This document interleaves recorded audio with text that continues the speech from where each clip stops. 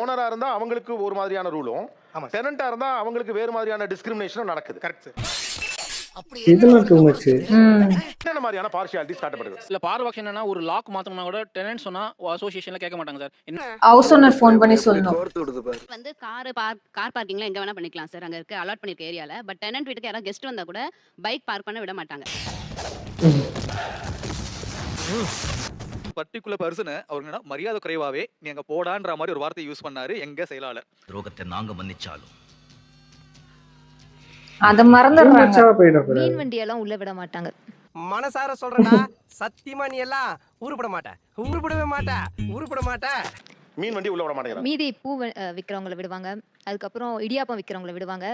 அப்ப நான் மட்டும் நான் இழுச்சவாடா. ஃபிஷ் வெண்டார் கிட்ட வந்து நம்பர் வாங்கியிருந்தேன். உங்க கம்யூனிட்டிக்குள்ள என்ன விட மாட்டேங்கிறாங்க. யார் உங்களை உள்ள விடலன்னா வாட்ச்மேன் விடல. என்ன ஏன் உனக்கு இந்த வேலை? நான் மீன் கத்திட்டு வராரு. இங்க நிறைய வெஜிடேரியன்ஸ் இருக்காங்க. இது என்னன்னு புரியல.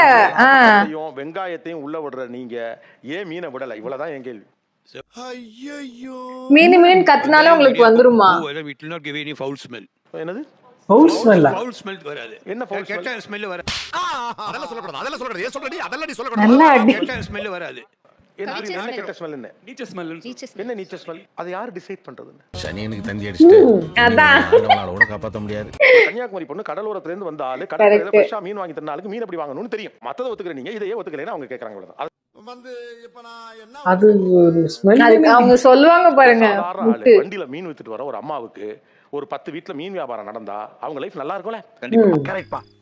அப்ப ஒரு எளிய மனிதருக்கான ஸ்பேஸ் உங்க இடம் தரலனாவே அது அதிகாரம் இல்ல. கிடைக்கிற கேப்ல எல்லாம் ஆப்பு வைக்கிறியே. மீனை மட்டும் தடை பண்றாங்கன்னு நினைக்கிறீங்கம்மா? நிறைய வெஜிடேரியன்ஸ் இருக்கறனால இருக்கலாம். இல்ல நீயே இவ்வளவு கேவலமா இருக்கேன்னு சொல்ல வர்ற. ஒத்துக்கறேன். எனக்கு வந்து மீன் உள்ள வரது பிடிக்காது. அதனால நான் வந்து அந்த பவரை என்ஜாய் பண்ணிக்கிட்டே மீன் உள்ள வர வேண்டாம்னு ஸ்டாப் பண்ணிடுறேன். அசோசியேஷன் ரைட்ஸை வச்சுக்கிட்டு சொல்றது. டேய் இப்படிலாம் பண்ணேன்னு வச்சுக்கடா.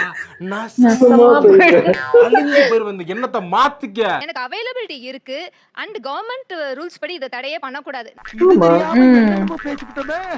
சைவம் சாப்பிடுகிறவர்கள் நிறைய பேர் இருக்காங்க. மீனுங்கிறது உங்களுக்கு அவர்ஷனா இருக்கு. ஏன் என்ன அலோவ் பண்ண மாட்டேங்கிறீங்கன்னு கேட்டாங்க. அதுக்கு யாருமே பதில் சொல்ல.